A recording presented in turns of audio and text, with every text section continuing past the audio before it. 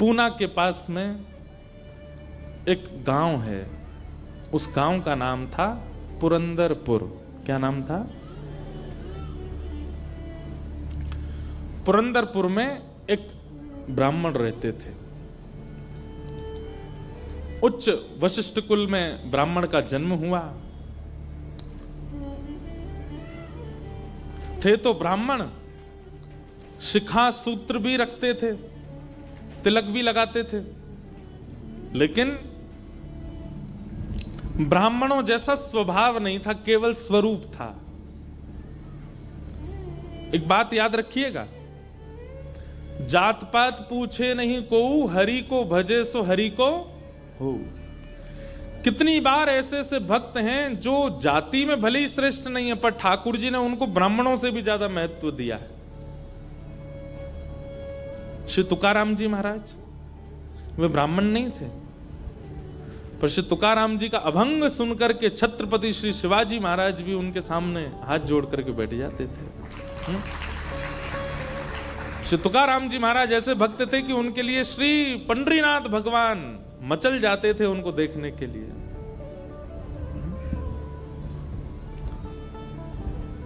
चोखो मेला पंढरपुर के पास भक्त हुए, उनका चरित्र मैंने कहा है। कैसे अद्भुत भक्त, श्रेष्ठ जाति के नहीं थे संसार के लिए, पर ठाकुर जी के लिए।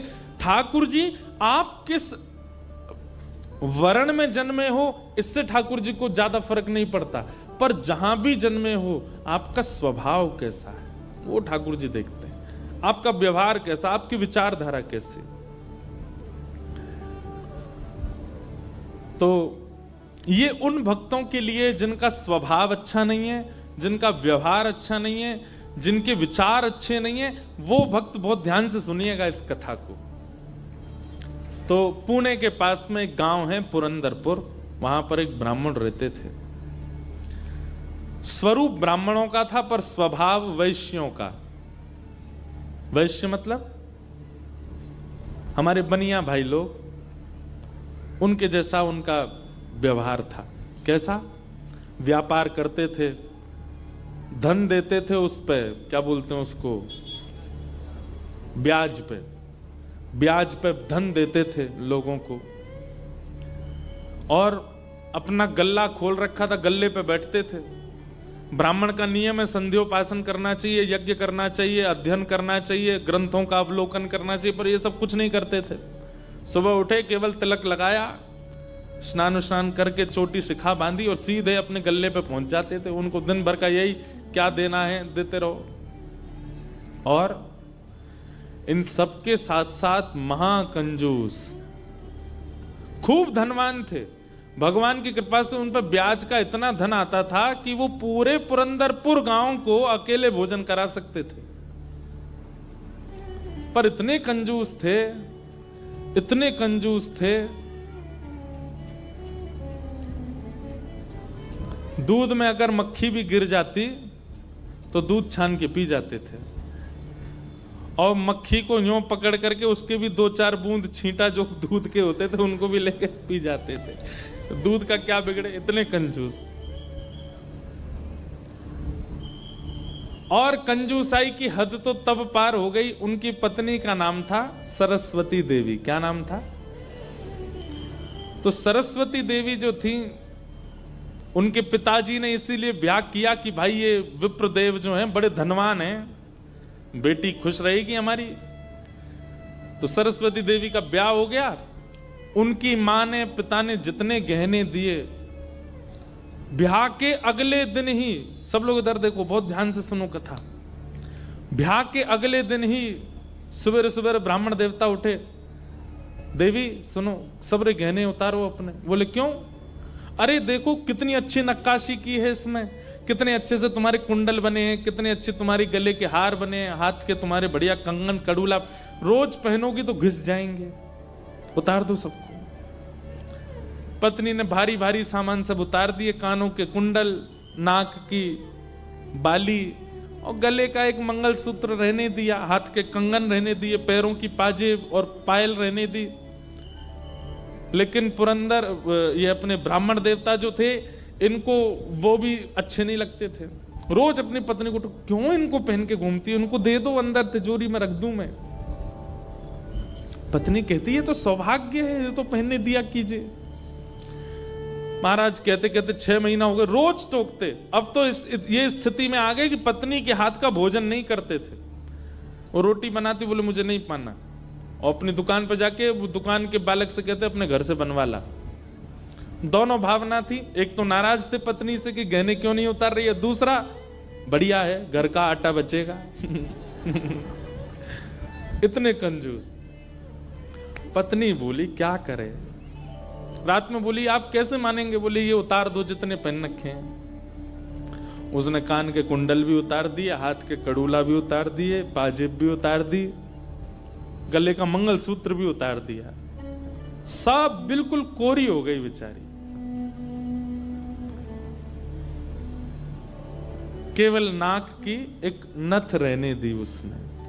बोले एक तो रहने दीजिए, कम से कम इससे पता तो चले कि मैं सौभाग्यवती हूं। भाई सारे गहने उतार देना मां के लिए अशुभ होता है।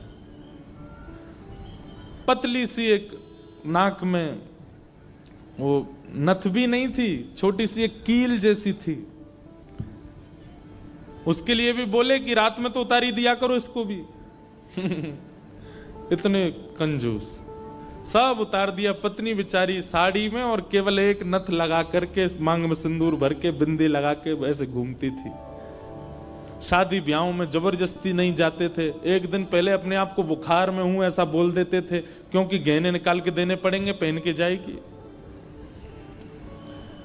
इतने कंजूस। कभी कभी जो व्यक्ति अति में संसारी होता है ना, ठाकुर जी को उस पे भी बड़े मजे आते हैं देखने में। ठाकुर जी कहते हैं, मतलब एक बात हमारी सुनना बहुत ध्यान से, इधर देखना सब लोग। कई लोग ऐसे होते हैं, और आजकल ज्यादातर ऐसे होते हैं कि भक्ति में भी हैं और संसार में भी हैं।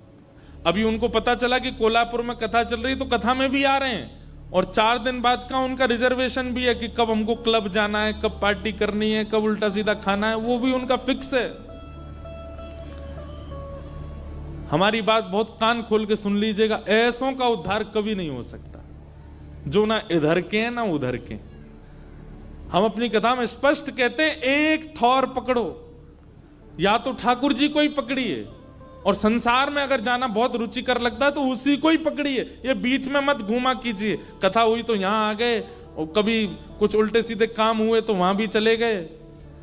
अब पी भी लेते हैं, खा भी लेते हैं, कथा भी तो सुनते हैं। ऐसों का तो कभी उद्धार नहीं हो सकता। इसलिए एक ठौर पकड़ो, या तो वहीं के ही रहो, पूरे खाओ पियो आनंद करो, या फिर कथा के ही रहो। वैष्णव हो जाने का कम से कम इतना तो आप पालन कर सकते हैं कि जहां भगवत चर्चा नहीं है, जहां भगवदीय लोग नहीं है, जहां पर ऐसी व्यवस्था नहीं है, वहां से थोड़ा परहेज करो, वहां नहीं जाना है। आपको क्या पता कौन सी व्यवस्था, कौन सा भाव आपके चित्त को परिवर्तित कर दे। तो इसलिए हमारी प्रार्थना है, ये बीच के मत रहिए, इधर उधर घूमते रहते हैं। एक तरफ जाइए, एक तरफ पकड़िए। संसार अच्छा लगता है तो पूरे पूरे जाओ वहीं पे।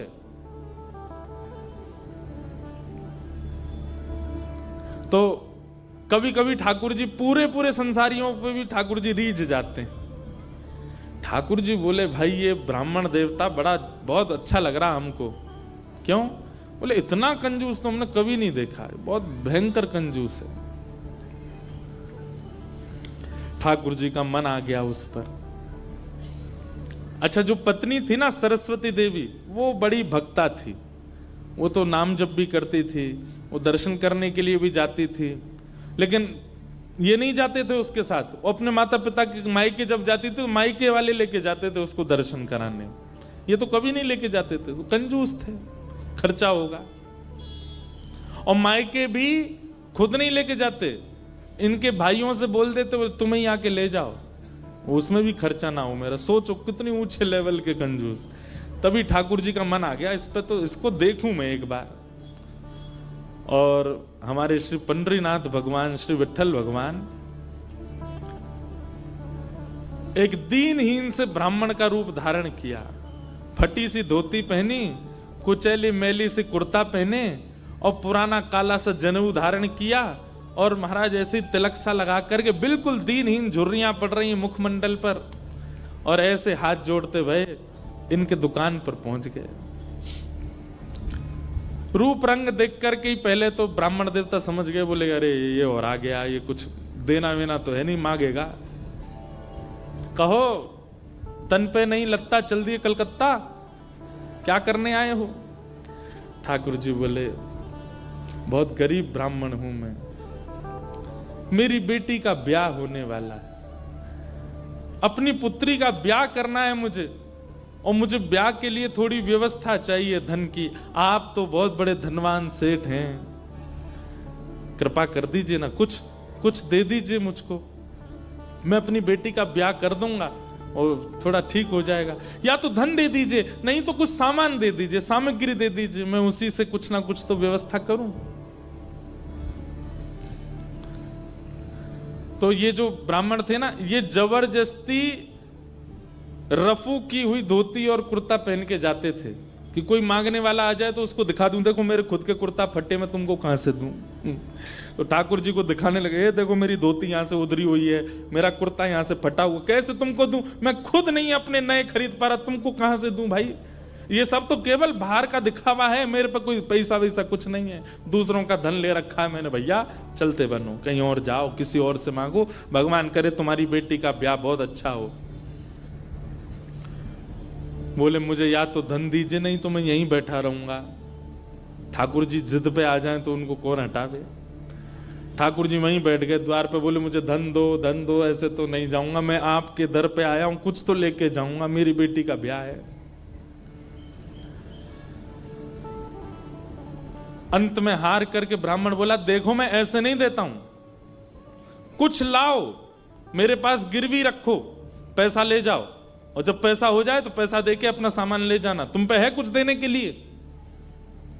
ठाकुर जी बोले मुझ पे तो कुछ भी नहीं है, मुझसे कुछ काम करा लीजिए दुकान में, मैं ये कर दूंगा, आपकी साफ सफाई कर दूंगा, इतना कर सकता हूं, उसके बदले कुछ दे। बोले उसकी जरूरत नहीं है, सब है नौकर चाकर मेरे पास, मैं तुम्हें बस इतना कह सकता हूं, कोई मूल्यवान सामग्री दो, पैसा ले जाओ, और जब पैसा हो जाए तो पैसा वापस दे के सामग्री ले जाना। मतलब इतना भी दान नहीं कर सकता मैं।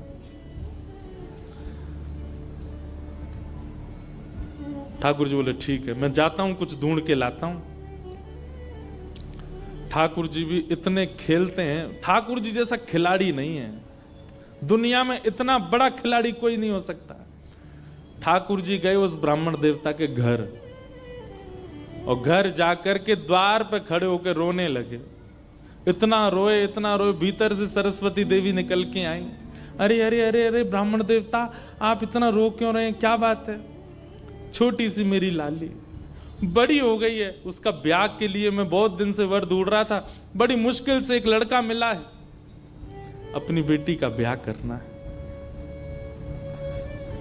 बहुत जगह ठोकरें खा के मांगा मैंने, मुझे किसी ने सहायता नहीं दी, अंत में तुम्हारे द्वार आया हूं, यहां भी नहीं मिला, बेटी को क्या मुंह दिखाऊंगा, यहीं प्राण त्याग दूंगा, जहर मेरी जेब में ही रखा है। सरस्वती देवी तो बेचारी बड़ी भावुक, भक्त का इस स्वभाव है कि वो दूसरे की पीड़ा देख ही नहीं पाएगा, तब समझो वो भक्त है। जो दूसरे की पीड़ा देख ले और देख करके भी बिल्कुल उसका मन घबराए ना, मन बिल्कुल नेत्र सजल ना हो, समझना उसमें भक्ति भाव उचित है नहीं। सरस्वती देवी तो रोने लगी, आंखें लाल पड़ गई। बोले भगवान, मेरा मन अगर मुझ में सामर्थ होती मैं पूरा घर आपको दे देती, पर मैं क्या करूं? मेरे पतिदेव इतना प्रतिबंध लगा के रखते हैं कि मैं स्वयं ऐसे रहती हूं, मैं आपको क्या दूं? ठाकुर जी तो इतने पछाड़ खा के गिर पड़े, अरे हाय राम, अब तो मैं जहर खाना ही पड़ेगा, निकालू कहां है? सरस्वती देवी रुकी रुकी रुकी, ऐसा मत कीजिए भगवान, चरण पकड़ूं आपके, मेरे पास एक ही वस्तु है। और तुरंत अपनी नाक की जो कील थी वो निकाली, और निकाल करके बोले ये ले जाइए, इससे थोड़ा बहुत धन आपको मिल जाएगा, स्वर्ण की है, आप अपनी बेटी का ब्याह तो नहीं कर पाएंगे पर कुछ व्यवस्था तो हो जाएगी आपकी। ठाकुर जी तुरंत, जहर भी पता नहीं कहीं गिर गया था, बढ़िया तुमने दे दिया, अब मैं कुछ कर लूंगा व्यवस्था। ठाकुर जी वो कील उसकी नाक की ले ली और सीधे गए उस ब्राह्मण की दुकान पर। देखो कितने उद्यमी हैं ठाकुर जी। और उसके दुकान पर जाके सीधा ले ले, और इसके बदले अब ला पैसा दे मुझको। तू कह रहा था ना कुछ सामान दो, उसके बदले पैसा मिलेगा। ये ले सोने की कील नाक की, धर ले अपने पास, ला पैसा दे। ब्राह्मण देवता ने जैसी कील देखी, ये आपको कहां से मिली? बोले उससे तुझको क्या, तू तो पैसा दे। मुझे कहां से मिली इससे तेरे को मतलब नहीं होना है, तू पैसा दे मेरे को, मेरी बेटी का ब्याह है और अब मैं तेरे से भीख नहीं मांग रहा हूं, चीज रख के गिरवी तब ले रहा हूं, ला दे।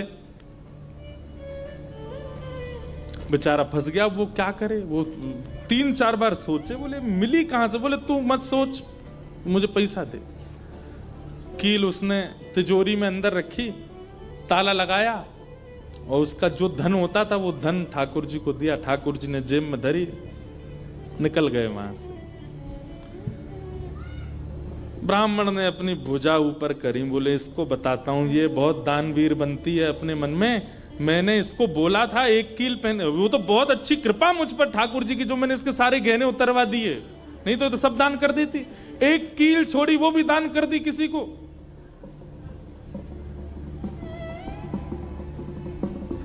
पहुंच गए। अब यहां वो ब्राह्मण जा ही रहा था अपने घर, उससे पहले दुकान का जो मुनीम था वो बेचारा सरस्वती देवी को बहुत मानता था, कभी कभी सहायता कर देती होंगी उसकी। वो सेठ जी से, इनसे ब्राह्मण देवता से पहले ही दौड़ के गया और जाके बोला, मैया आज बचो आप। बोले क्यों, आपने कोई कील दी थी किसी को? बोले हाँ दी तो थी, एक ब्राह्मण के ब्याह के लिए दे दी थी। क्या हो गया? उसने जाके वो आपके पतिदेव को ही दिया और बदले में ले गया पैसा। सरस्वती देवी, हाय नाथ अब नहीं बचूंगी, वो तो बहुत डांटेंगे। बोले वो आ रहे हैं, दुकान बंद कर दी उन्होंने, वो सीधे धोती चढ़ाए ऊपर चले आ रहे हैं सीधे, आप बचो। सरस्वती देवी बोली कहां जाऊं? हे पांडुरंगा, हे विठलनाथ, हे मेरे प्राणनाथ, मेरी रक्षा करो। ये कैसा नियम आपने मेरे आज जीवन में पहली बार तो कुछ दान किया, वो भी एक ब्राह्मण बेचारा अपनी हत्या करने पर तुला था तो मैंने किया। ये कैसा आपने खेल किया ठाकुर जी, कैसे भी मेरे पति को रोको। लेकिन इतनी डरती थी अपने पति से, इतनी व्याकुल हो गई, तुरंत विष ले लिया। बोली कि मैं उनका क्रोध नहीं सह पाऊंगी, उनकी मार पिटाई डांट नहीं सह सकती, उससे अच्छा तो मैं प्राण त्याग दूं अपने। और श्री पांडुरंग भगवान विठल की सामने सुंदर चित्रपट था, उसी के सामने नेत्र सजल हैं, हाथ में विष का प्याला लेकर के, और बस देखती जा रही है। बोले नाथ मैंने किसी और उद्देश्य से नहीं किया, केवल एक ब्राह्मण की पुत्री का ब्याह हो जाए इसलिए किया, मेरे पति मुझे छोड़ेंगे नहीं, इससे अच्छा मैं प्राण ही त्याग रही हूं। मुझे पता है शास्त्रों में प्राण आत्महत्या करना जघन्य अपराध है, पर मेरे पास और कोई उपचार नहीं है। और जैसे ही अपने मुख से लगा करके विषपान करने लगी, इतने में ही ऊपर से वो नाक की कील आकर के उसके पात्र में ही गिरी, और जैसी खन्न से आवाज हुई, नेत्र खोल करके देखा, भीतर अपने हाथ को डाल करके जैसे ही निकाला तो वही नाक की कील उसके हाथ में आ गई। और नाक की कील हाथ में आते ही इतने में ही वो ब्राह्मण का प्रवेश हुआ। प्रवेश होते ही उसने भीतर से किवाड़ लगाई, ढूंढने लगा कहां है, कोई साधन मिले इसको बताता हूं मैं। पत्नी सामने खड़ी थी, कहिए कहिए, आज कुछ कहूंगा नहीं, आज तो करूंगा, तू बता तैने किसी को दान कैसे किया बिना मुझसे पूछे? तू क्या दान किया? तेरी नाक की कील कहां है बता? पत्नी ने अपना हाथ आगे किया, ये रे। उस ब्राह्मण ने जाकर के कील उठाई, तेरे पास कहां से आई? बोले मेरे पास ही थी। नहीं ये तेरे पास नहीं है, ये तो मेरे पास वहां रखी है तिजोरी में भीतर, चाबी मेरी यहां डली हुई है, तेरे पास कहां से आई? बोले मेरे पास ही है, अब बहुत दिन से पहनी हुई थी, साफ करने के लिए उतारी थी थोड़ी सी। ऐसा हो ही नहीं सकता है, मैंने इसके बदले मूल्य दिया है एक ब्राह्मण को, और ये मेरी तिजोरी में रखी है, चाबी मेरे पास है। तो रुक, अभी रुक, मैं अभी जाता हूं। और कील अपने संगी लेके गया, गए, जाकर के दुकान खोली, चाबी लगा करके खोली, तिजोरी जैसी खोल करके देखा उसमें वो कील थी ही नहीं, वो हाथ में थी। ब्राह्मण बोला ये कोई स्वप्न नहीं है, ये कोई अचंबा नहीं है, ये कुछ और है। नेत्र सजल हो गए, दौड़ करके घर आया, बोले मुझे सच बताओ क्या हुआ। पत्नी बोली सच बताऊं? बोले हाँ, मैंने ही ब्राह्मण को दी थी। हाँ, वो ब्राह्मण वृद्ध सा, उसके कुर्ते फटे थे, उसकी धोती उधरी सी थी। बोले हाँ, उसी को दी थी, वो मुझे दे के गया था और मैंने ये तिजोरी में रखी, तो फिर तेरे पास आई कैसे? बोले मुझे जब पता चला कि आप क्रोध करके आएंगे और मेरे को बहुत सुनाएंगे, डांटेंगे, मारेंगे, तो मैंने सोचा कि मैं इससे अच्छा तो अपने प्राण त्याग दूं। और मैं पांडुरंग के सामने रोते हुए विष लेकर के हाथ में पीने को हुई, इतने में ही आपका घुसना हुआ और ऊपर ना जाने कहां से वो नाक की कील आकर के इसमें गिर पड़ी। ये किसी और ने नहीं, और वो ब्राह्मण कोई और नहीं, साक्षात पांडुरंगा ही थे, वही आए थे, वही आए थे, वही ये सारी लीला करके गए हैं। मैंने जीवन भर भजन किया, जीवन भर विचार किया, दान करूं, पुण्य करूं, सत्कर्म करूं, यज्ञ करूं, पर आपने मुझे कभी अनुमति नहीं दी। अरे दुनिया के लोग कमाते हैं और दान करते हैं, पर हम कितने भाग्यशाली हैं कि स्वयं पांडुरंगा आए और आकर के हमारे कमाए गए धन को स्वयं लेकर के दान करवा के गए, ब्राह्मण बन के स्वयं अपने हाथ में लेकर के गए। ये आप पर और मुझ पर कृपा है। उसी समय ब्राह्मण ने मन में सोचा, मैंने जीवन में एक कार्य भी अच्छा नहीं किया, मैंने जीवन में एक कृत्य भी ऐसा नहीं किया जिससे ठाकुर जी मुझसे प्रसन्न हो, लेकिन मैं इतना अधम, इतना पापी, इतना दुष्ट, इतना अयोग्य, फिर भी मुझे ठाकुर जी ने इस योग्य समझा। और योग्य क्या समझा? मेरी दुकान पर आकर के ठाकुर जी याचना कर रहे थे कि मैं कुछ दे दूं। मैं कितना बड़ा दुर्भाग्यशाली कि ठाकुर जी मेरे द्वार पर आए और मैंने कुछ नहीं दिया उनको, उनसे हट किया, उनसे कहा कि कुछ लेके आओ तभी तुमको दूंगा। मेरी वजह से ठाकुर जी को श्रम सहना पड़ा। कितने कृपालु हैं बंधुओं ठाकुर जी, आपके अवगुण नहीं देखते। मैं एक बात कथा में कहा करता हूं कि मानव में और परमात्मा में अंतर क्या है? मानव वो जो सब अत्यंत गुणवान में भी अवगुण देखता है, और ठाकुर जी कौन? जो अत्यंत अवगुणी में भी एक गुण देख लेते हैं, इसमें ये गुण है। हम आप कैसे हैं? हमारे सामने 100 प्रशंसा कर दी जाए एक व्यक्ति की, और वो व्यक्ति हमारे सामने आ जाए तो हम उससे 5 मिनट मिलने के बाद जब वापस जाएंगे तो वो कहेगा बताओ कैसा था, अच्छा था ना लड़का, मैंने उसके बारे में तुमको बताया था, अच्छा ठीक था, लेकिन उसमें भी ये कमी थी। हम कमी बहुत जल्दी ढूंढ लेते हैं। और ठाकुर जी अत्यंत अयोग्य, अत्यंत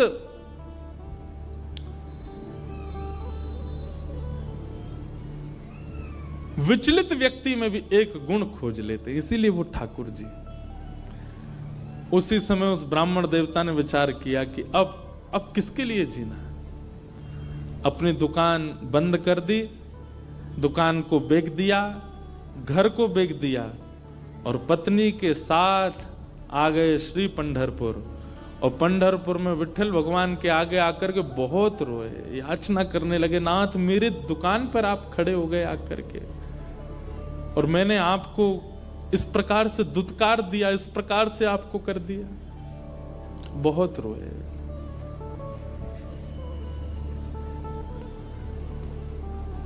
आहा,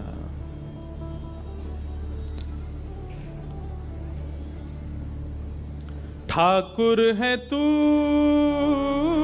मैं तेरा पुजारी, ठाकुर है तू मैं तेरा पुजारी। सब लोग पुकारो, ठाकुर है तू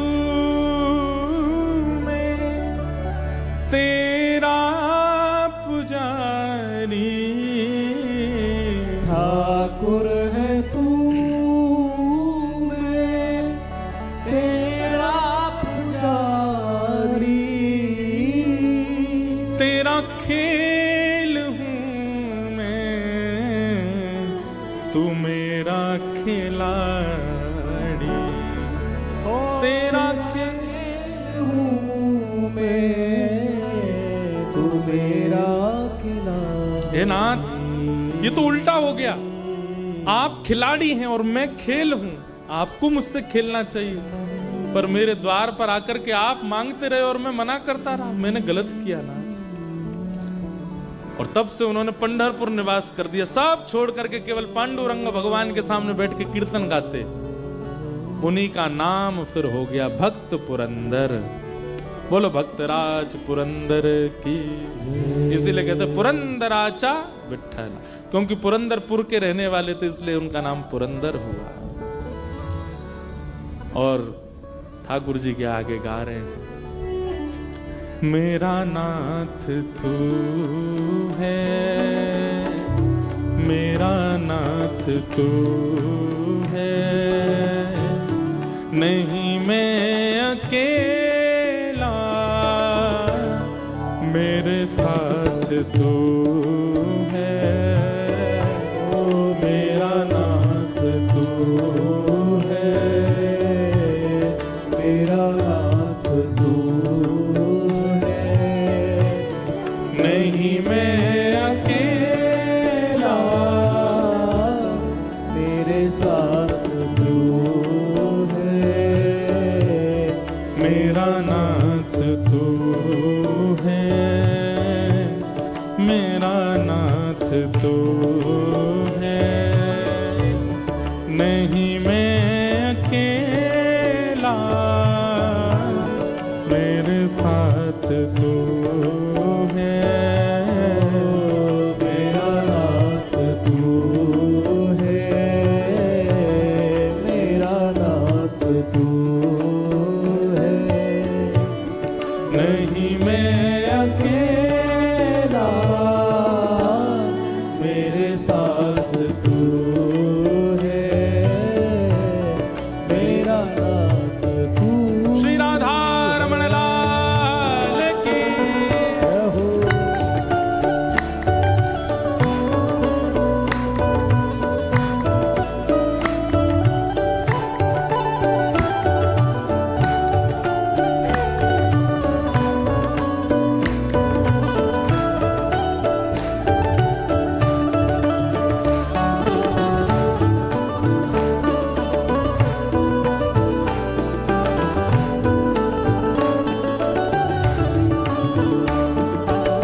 श्री विठ्ठलनाथ भगवान की।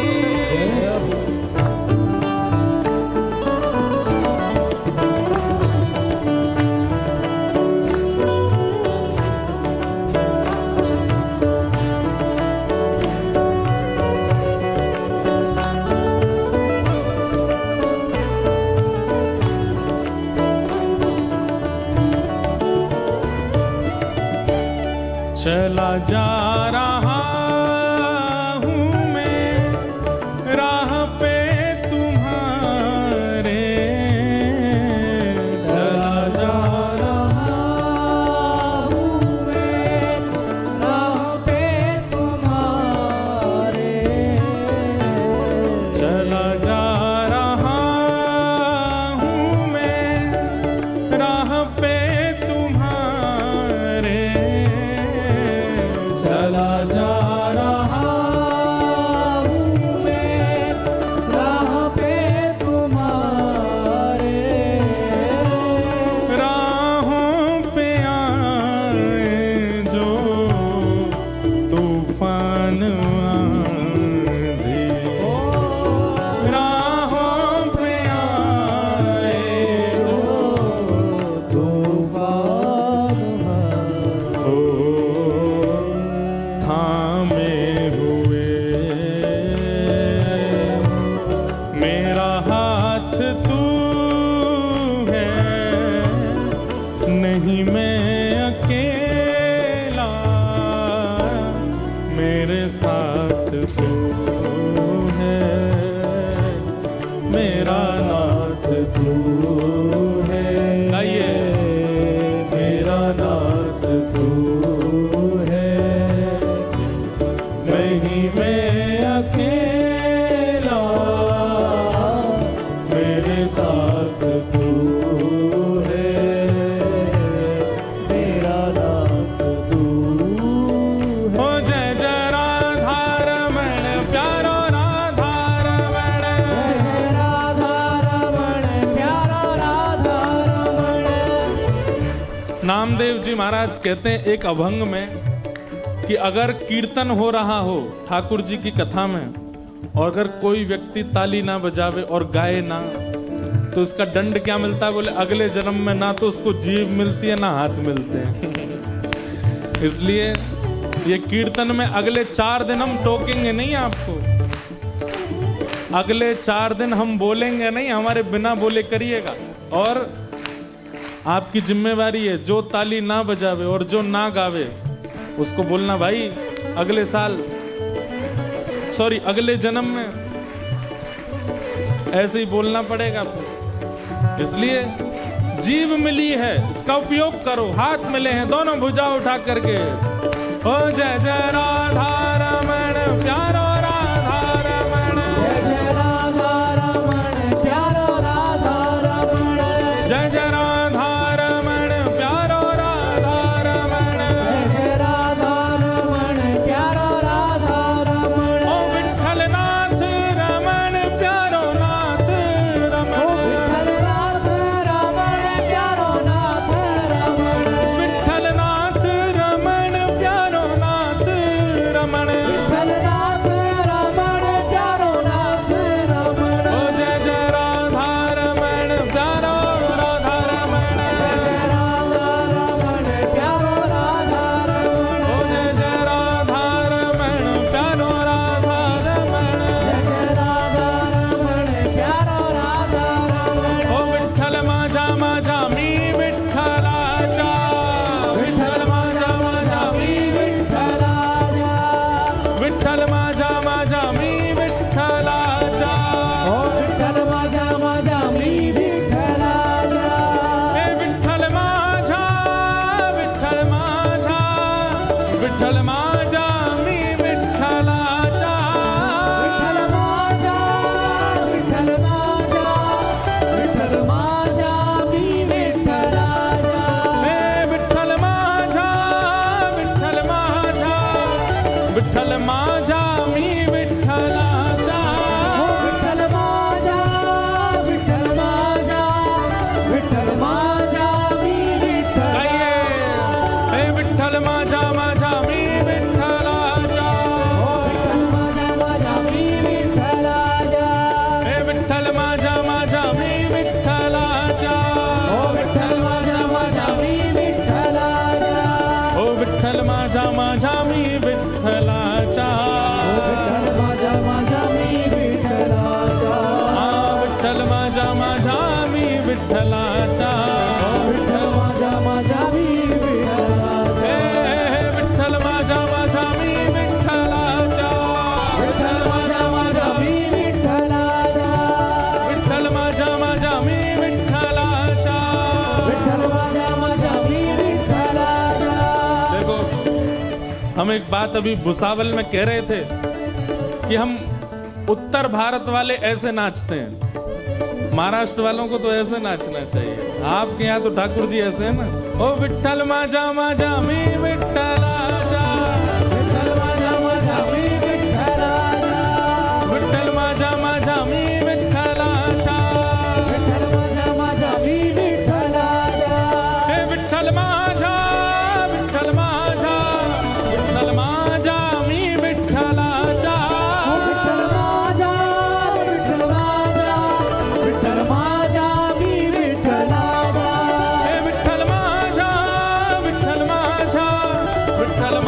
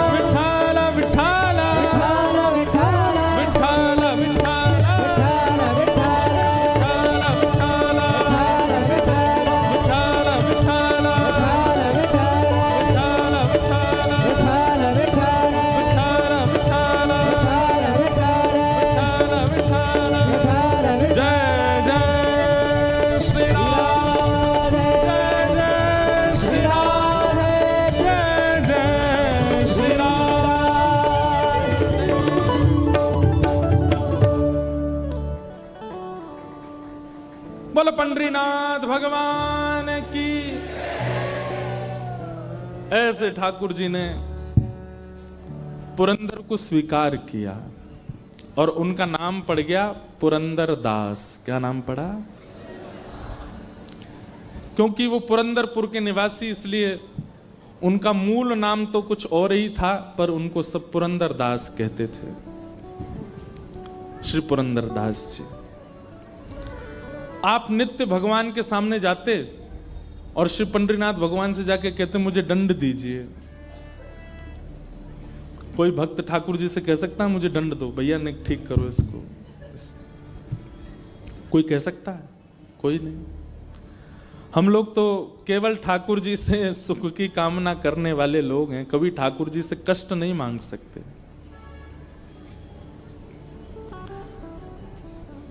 रोज ठाकुर जी से जाके कहते कि नाथ मुझे कुछ पीड़ा दीजिए, मुझे कोई कष्ट दीजिए।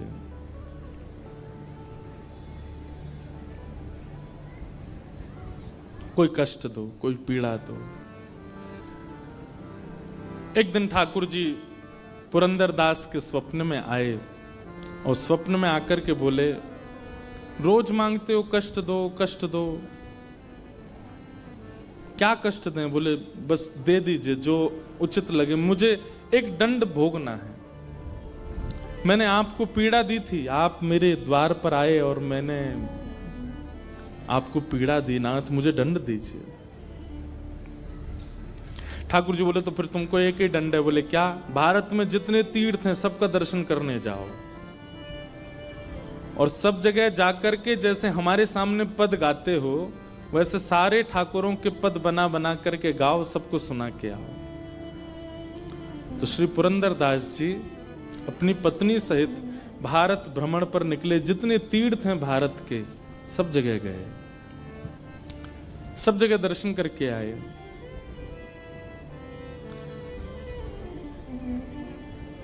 पास के कर्नाटक में एक विजयनगर नाम का एक स्थान है, वहां के राजा पुरंदर दास जी के परम भक्त हो गए। लेकिन वो राजा केवल श्री वेंकटेश तिरुपति बालाजी भगवान को ही भगवान मानते थे। वो कहते थे परमात्मा पृथ्वी पर केवल वेंकटेश भगवान है। तो पुरंदर दास जी को लेकर के वेंकटेश भगवान के दर्शन करने को गए। आपने वहां जाकर के भी ठाकुर जी का संकीर्तन गाया। और सबसे बड़ी बात थी, श्री पुरंदर दास जी की जिस जिस प्रांत में गए वहां की भाषा में कीर्तन गाते थे।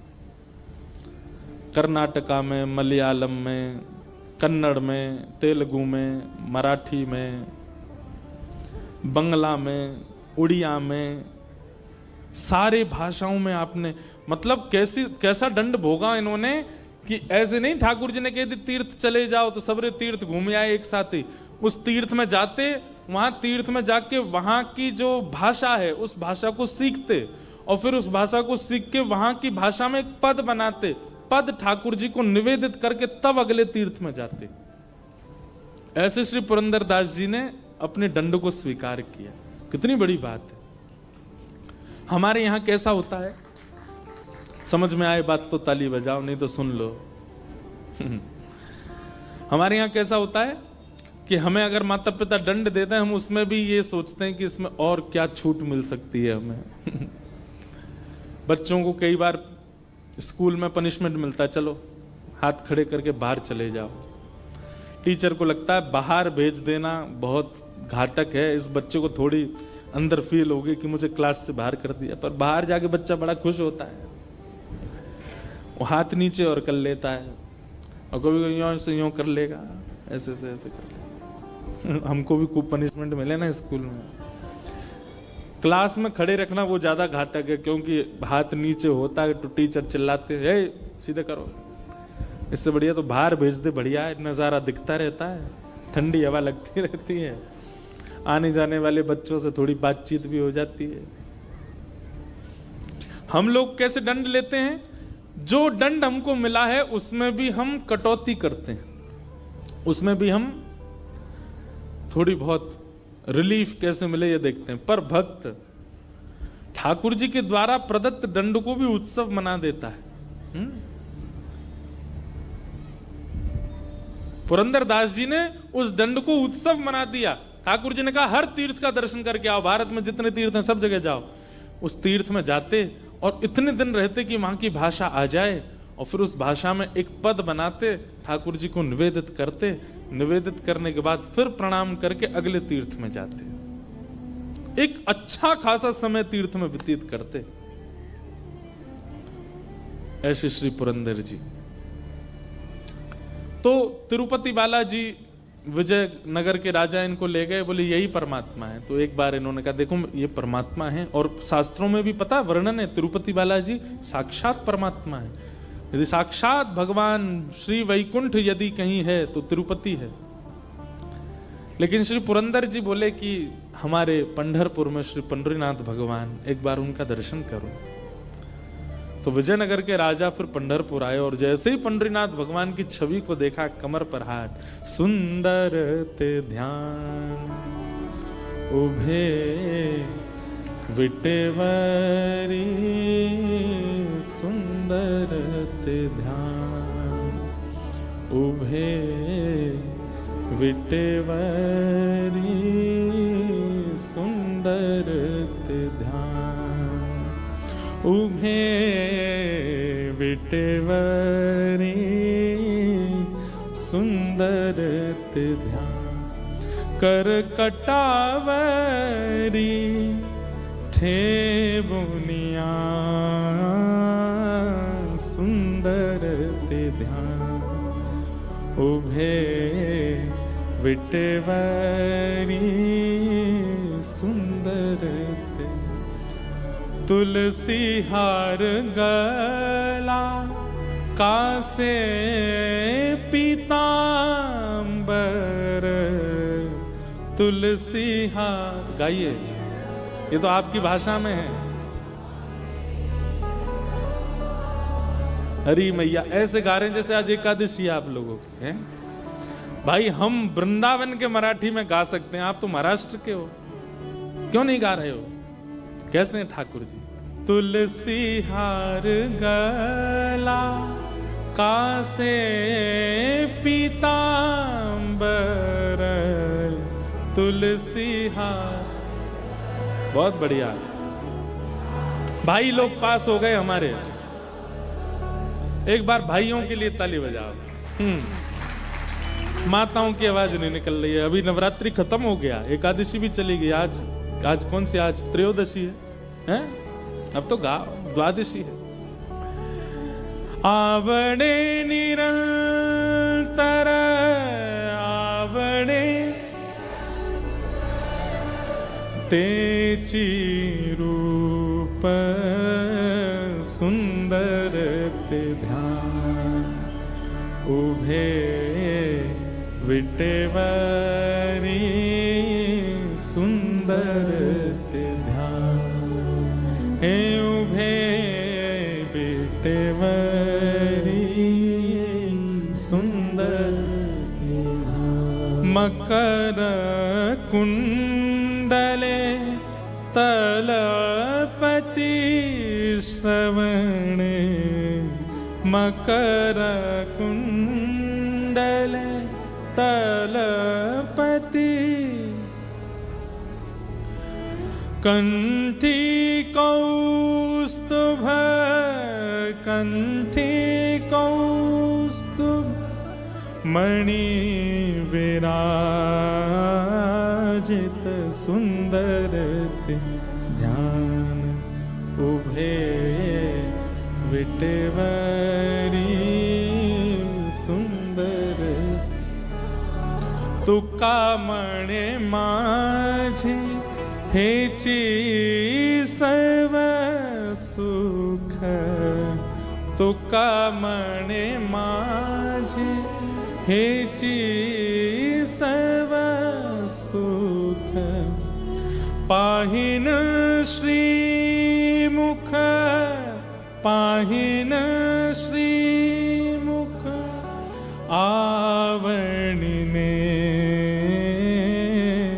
सुंदर ते ध्यान उभे विटेवरी सुंदर ते ध्यान। आपको बताऊं, हम तो अपना काम पूरा कर रहे हैं। जैसे पुरंदर जिस नगर के ठाकुर जी के दर्शन करने जाते हैं उसी प्रांत की भाषा में कीर्तन कर देते हैं। हम जगन्नाथपुरी जाते हैं तो वहाँ उड़िया में कीर्तन सुनाए जाते ठाकुर जी को। महाराष्ट्र आए तो अब यहाँ मराठी में गा देंगे।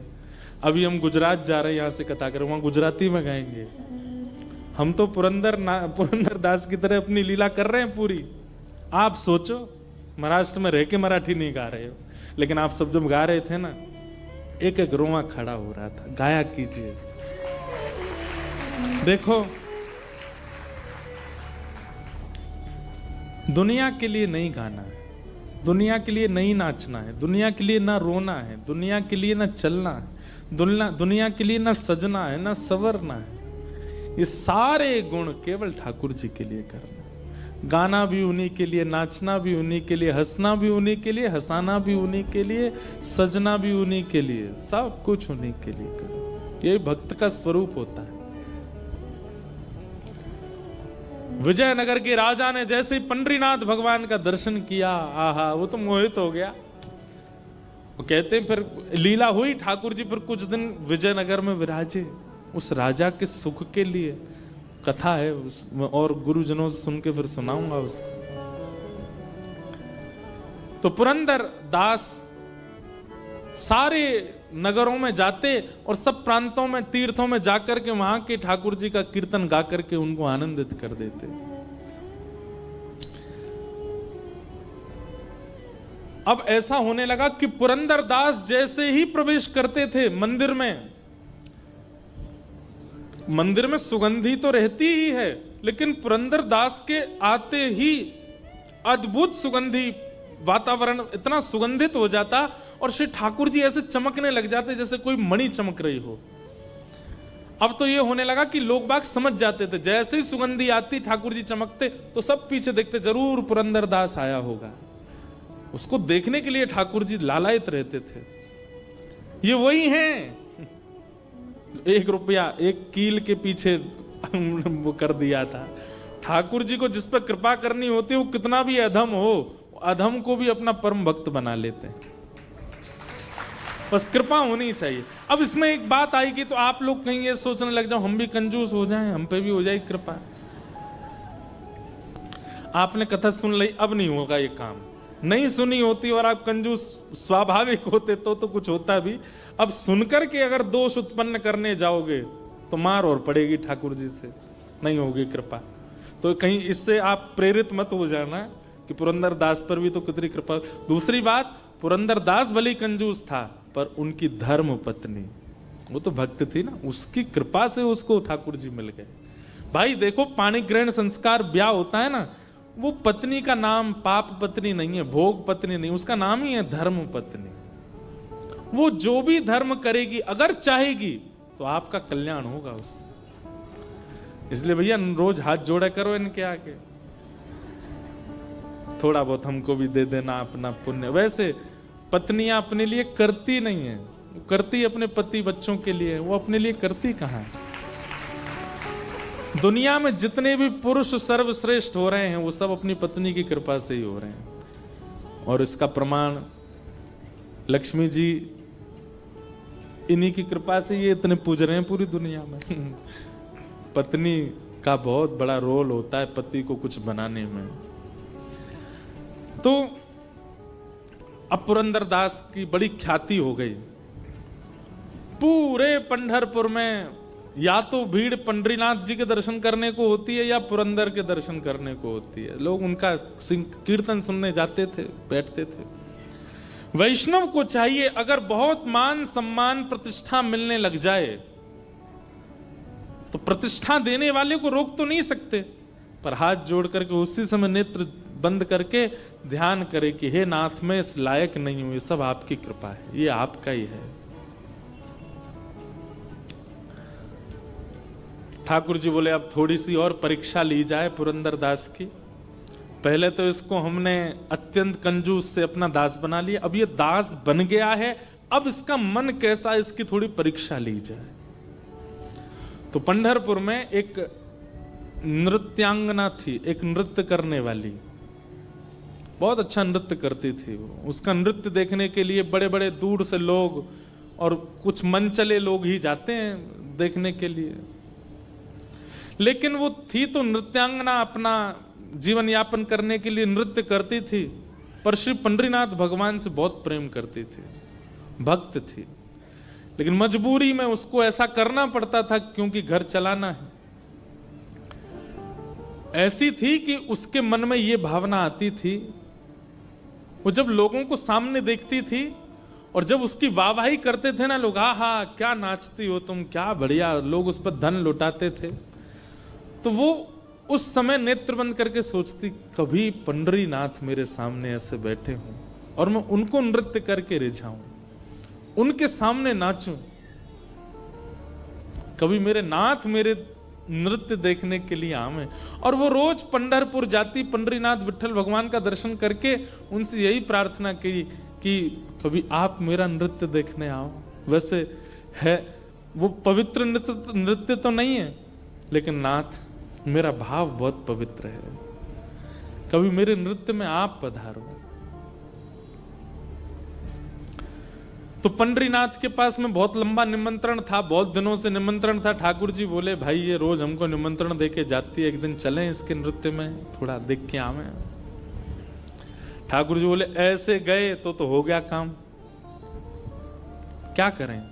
तो बैठे बैठे ठाकुर जी बोले ओहो इस नृत्यांगना का निमंत्रण है बहुत दिनों से, और पुरंदर दास की हमको परीक्षा भी लेनी है। तो ठाकुर जी ने पुरंदर दास का ही रूप धारण किया और पुरंदर दास का रूप धारण करके उस नृत्यांगना का नृत्य देखने गए ठाकुर जी।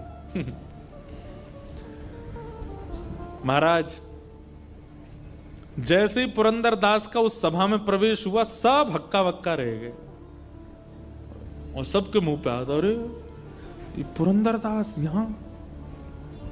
औरों की तो चले क्या, वो नृत्यांगना भी रुक गई,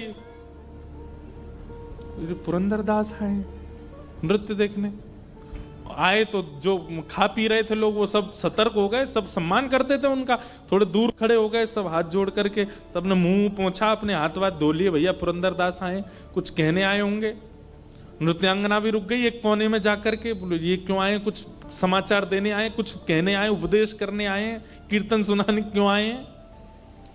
पुरंदरदास बोले कहाँ बैठते हैं लोग, अच्छा इनमें बैठते हैं। तुरंत एक मसनद ली, उस पर ऐसे हाँ नाचो, तुम नाचती क्यों नहीं, हम तुम्हारा नृत्य देखने आए। और वहां सब लोग राम राम राम राम, सुबह भक्ति करता है, मंदिर में जाके करताल बजाता है, मंजीरा पीटता है, बता नृत्य देखने आया। लेकिन वो नृत्यांगना जो थी ना, उसके नेत्र सजल हो गए। बोले हरि तो नहीं आए लेकिन हरिजन आए हैं, ये जरूर मेरे पंडरीनाथ ने भेजे होंगे। एक बात कहें भैया, हरि यदि प्रसन्न हो गए तो हरि प्रसन्न हो तो वैकुंठ देत। हरि अगर प्रसन्न होंगे तो वैकुंठ देंगे, लेकिन हरिजन यदि प्रसन्न हो गए तो वो तो हरि को ही दे देंगे आपको। इसलिए हरि प्रसन्न हो इसकी ज्यादा इच्छा मत रखो, हरि जन प्रसन्न हो, हरि के भक्त प्रसन्न हो। नृत्यांगना तो नेत्र सजल हो गए उसके और वो नृत्य करने लगी और ये भावना करने लगी कि ये हरिजन नहीं, साक्षात मेरे विट्ठल आए आज मेरा नृत्य देखने। वो स्वयं तो नहीं आएंगे, इसलिए पुरंदर दास को भेज दिया है। भावना बहुत ऊंची चीज है बंधुओं। आज इसी भाव से कथा का प्रारंभ किया, तो भावना करना प्रारंभ कीजिए। और नृत्यांगना ने ऐसा नृत्य किया, बहुत सुव्यवस्थित किया, उसमें कुछ किसी भी प्रकार का ओछापन नहीं था नृत्य में, बहुत अच्छा नृत्य किया। और नृत्य करके जब नृत्य में द्रुत गति उसने पकड़ी, पुरंदर दास तो ताली बजाने लगे, पुरंदर दास भी नृत्य करने लगे। अब संग वाले कहे राम राम राम। ये तो क्या जमाना आ गया, कलयुग, घोर कलयुग आ गया है। लोग बाग तो चिढ़ने वाले तो सबके होते हैं भाई, किसी जिसका सम्मान बहुत होता है ना, जिसके बहुत प्रेम करने वाले होते हैं, उससे प्रेम करने वालों से ज्यादा चिढ़ने वाले होते हैं। अब तो वही सब जो पहले से वहां बैठे थे वो दौड़ दौड़ करके गए और नगर के लोगों को निमंत्रण, आओ आओ आओ दिखाएं, तुमको दिखाएं, देखो वहां नृत्यांगना का नृत्य देखने कौन आया। और वहां लोग पहले तो अरे नहीं ऐसी जगह हम नहीं जाएंगे। अरे तुम नहीं जाओगे, तुम जिसका सत्संग सुनते हो वो पुरंदर दास बैठा है वहां पे, चलो देखो। सब जाकर के देखें पुरंदर दास को, तो अरे राम ये बैठे यहां पर नृत्य देख रहे हैं। पूरे नगर में हवा की तरह बात फैल गई। कथा के बड़े बड़े पोस्टर लगा दो तो भी आदमी 8:30 के बाद ही आएगा। और कहीं ऐसे कृत्य चलते हो, कहीं तमाशा चल रहा हो, कहीं पर उल्टे सीधे कृत्य चल रहे हो, बिना निमंत्रण के लोग पहुंच जाते हैं, बिना पोस्टर के लोग पहुंच जाते हैं। जगह नहीं बचती महाराज, तिल नहीं रखा जाएगा वहां पे, अड़मड़ के लोग पहुंचते हैं। और बुरा नहीं मानिएगा, माताओं की संख्या सत्संग में ज्यादा, भाइयों की संख्या ऐसी जगह पे ज्यादा होती है, सबसे ज्यादा वहीं पहुंचेंगे। दुर्भाग्य।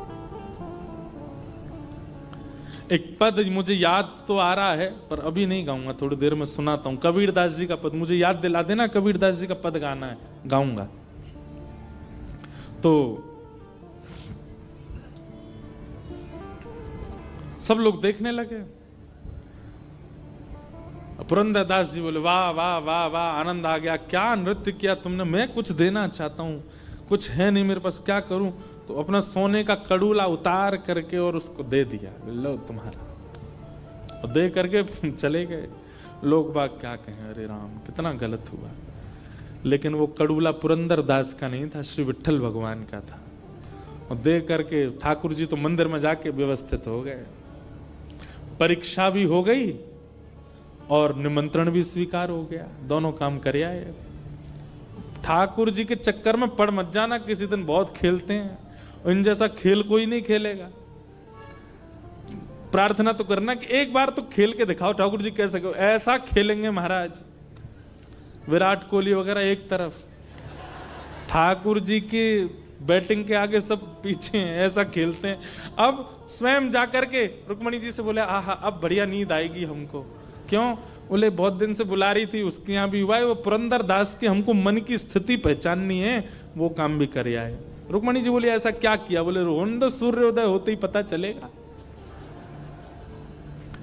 दूसरे दिन सूर्योदय हुआ। अब क्या था कि लोग बाग बातें तो बना रहे थे पुरंदर दास की, लेकिन कोई कहीं बड़ी जगह से उछले तो इस पर थोड़ा रोष दिखाया जाए। उस समय फोन तो होते नहीं थे, किसी ने वीडियो बना के वायरल कर दी हो। अब सब आंखों से देखी जिनकी थी वो थी, सब प्रतीक्षा कर रहे हैं बात। आज पुरंदर दास जी अपने घर से निकले, जो प्रणाम करने वाले थे वो भी कह रहे थे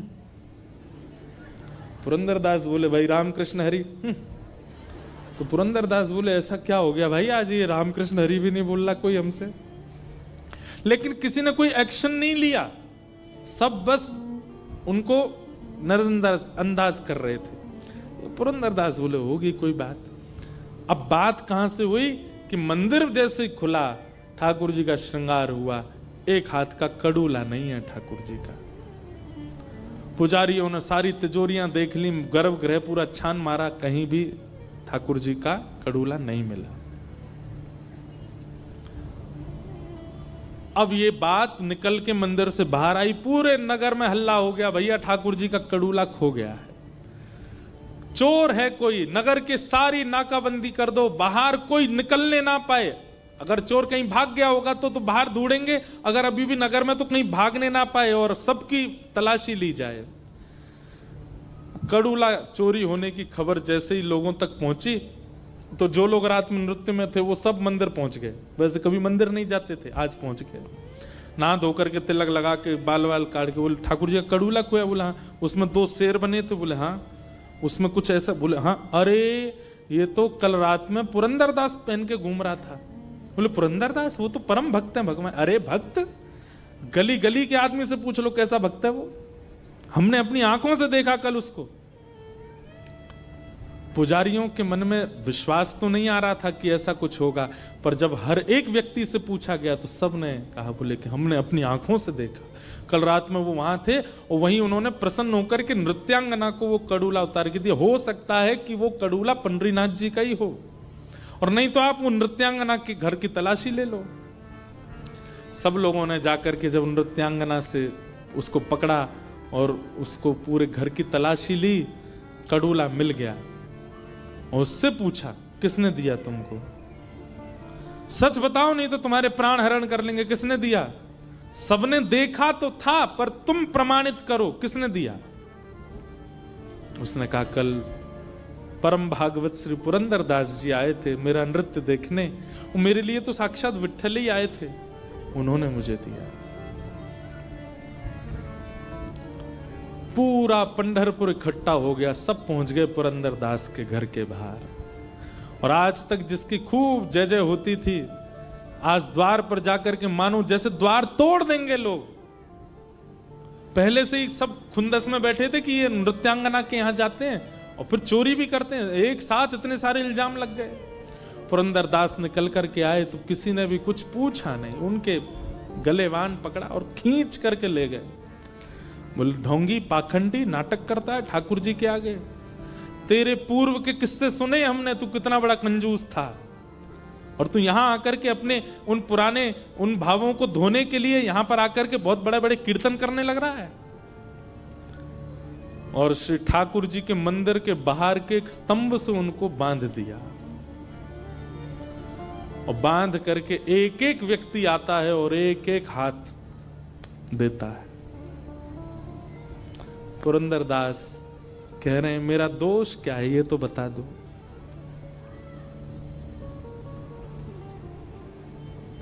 लोग कहते हैं तू दोष पूछता, तुझे नहीं पता तूने क्या किया, और मारो इसको। वही मनचले व्यक्ति जो रात को वहां नृत्यांगना के यहां जाते थे, वे सब आज लाइन में खड़े हैं पुरंदरदास के मारने के लिए।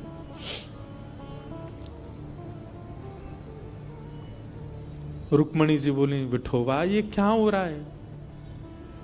ठाकुर जी बोले मुझे पीड़ा तो है, पर मुझे ये परीक्षा लेनी है थोड़ी सी, ताकि भक्तों को पता चले कि मेरे वैष्णव कैसे होते हैं। रुक्मणी बोले आप इतने निष्ठुर कैसे होते? बोले निष्ठुरता नहीं, पुरंदर के हृदय में झांक करके देखो, वो जिस अवस्था में है, जिस स्थिति में है, ऐसी स्थिति में अगर कोई व्यक्ति आएगा तो उसके मन में क्या आएगा? रुक्मणी जी बोले उसके मन में यही आएगा कि मेरा दोष क्या है, मेरे पाप क्या है, मेरे अवगुण क्या है, मैंने ऐसा क्या किया जो मेरे साथ ऐसा व्यवहार किया जा रहा है, वो यही सोचेगा। रुक्मणी ठाकुर जी बोले रुक्मणी एक बार पुरंदर के हृदय में झांक करके देखो कि उसके मन में क्या चल रहा है। लोग बाग बारी बारी से आकर के पुरंदरदास के ऊपर हाथ बरसा रहे हैं, और पुरंदरदास मन में पता क्या सोच रहे हैं, मेरा क्या अपराध था? ओ ठाकुर जी ने मुझे तीर्थ यात्रा पर भेजा था ना, जरूर मैं तीर्थों में गया था तो वहां मेरे से हो सकता है कुछ अपराध भोजन का हो गया होगा, किसी वहां के वैष्णव को मैंने दंडित कर, मैंने पीड़ा दे दी होगी, किसी से ऊंची आवाज में बोल गया होऊंगा, या मैंने किसी प्रकार का कोई अपराध तीर्थों में किया होगा। भाई शास्त्र कहते हैं अन्य क्षेत्रे कृतम पापम तीर्थम तीर्थ क्षेत्रे विनश्यति, और तीर्थ क्षेत्रे कृतम पापम वज्रलेपो भविष्यति। आप पूरी दुनिया में कोई भी पाप करोगे, तीर्थ में जाने से आपका वो पाप नष्ट हो जाता है, पर तीर्थ में यदि कोई पाप आपसे हो गया तो वो तो पत्थर की लकीर है, उसको कोई नष्ट नहीं कर सकता। अगर जगन्नाथपुरी, बद्रीनाथ, द्वारिका में आपने कोई पाप किया, पत्थर की लकीर है, वो तो आपको भोगना ही पड़ेगा, वो मिटेगा नहीं। तुरंत ये बात सोच करके और पुरंदर हंसने लगे, बोले वाह वाह, जय हो विठ्ठल भगवान, तुम्हारी जय हो। मैंने तीर्थों में पाप किए थे और मेरे वो पाप पत्थर की लकीर हो गए, तो आपको चिंता हो गई कि मेरे पुरंदर दास के पाप अब पत्थर की लकीर हो गए, इनको मैं कैसे मिटाऊं। तो आपने ये योजना अपनाई कि पंढरपुर के लोगों से आज मुझे दंड दिलवा करके जो मेरे तीर्थों के पाप हैं उनको आप नष्ट कर रहे हो। ठाकुर जी मैं प्रसन्न हूं, आप जितने चाहे वैष्णवों को भेजिए, मैं सबके द्वारा दिए गए इन दंडों को स्वीकार करूंगा। ये देख करके रुक्मणी जी के नेत्र सजल हो गए।